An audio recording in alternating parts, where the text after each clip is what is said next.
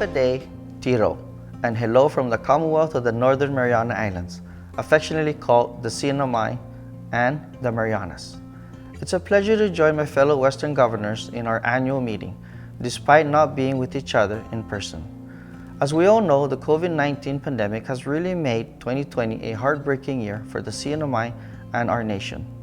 Here in the CMNI, our mindset was this: one case on an island is one case too many. Given our high population of elderly and people with pre-existing conditions, we knew that we are a community that is very vulnerable to COVID-19, and that if we weren't proactive, our already fragile island healthcare system would have been overwhelmed.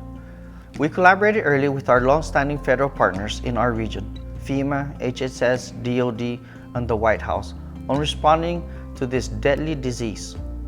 FEMA and CDC initially projected the CMNI to have 6,000 to 8,000 COVID-19 cases by June if we didn't put any plans or mitigation in place. So that's what we did.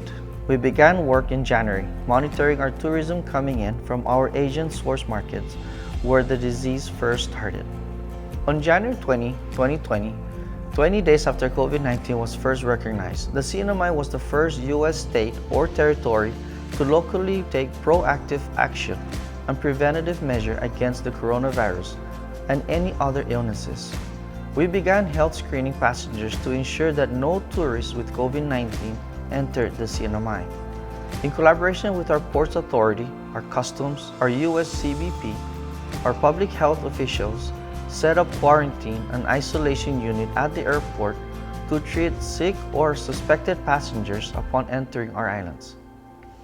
In late February, we formed our COVID-19 task force, bringing together our doctors, our nurses, our first responders for this fight.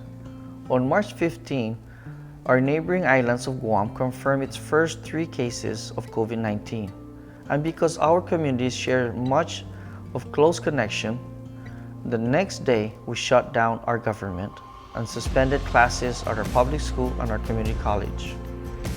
We began our public information campaign, Stay at Home, Stop the Spread, to stop people from unnecessary travel and to remain socially distant.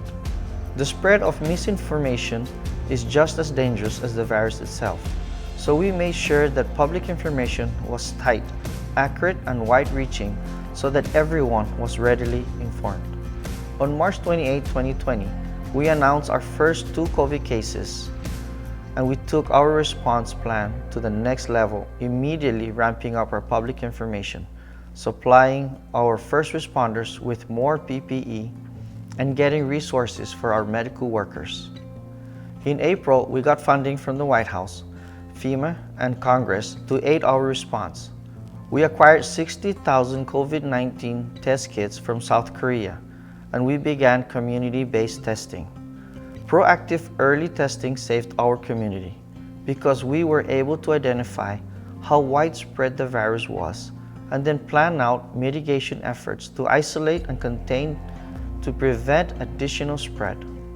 In May and June, we slowly reopened our economy and our community again. Preparing for possible surges in cases with the reopening, we ramped up our public information campaign by telling our community to mask up, wash their hands, and watch their distance. In July and August, we implemented new quarantine procedures for travelers coming into the CMNI, making use of the valuable lessons we have learned in the past months.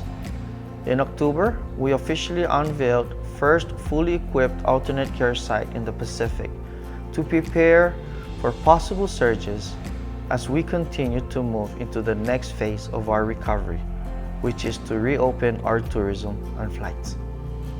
Since December, we began the vaccination of our people, and I'm pleased to report that we have vaccinated more than half of our population, and we project that we will achieve herd immunity by July.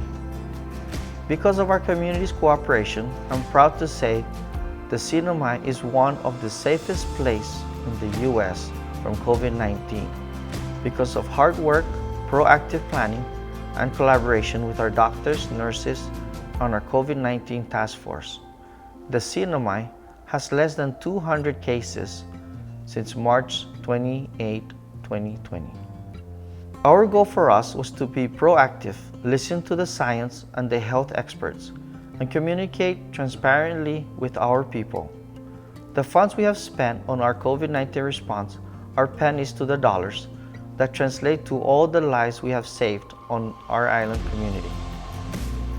A lot of our personal sacrifices were made by our first responders and their families.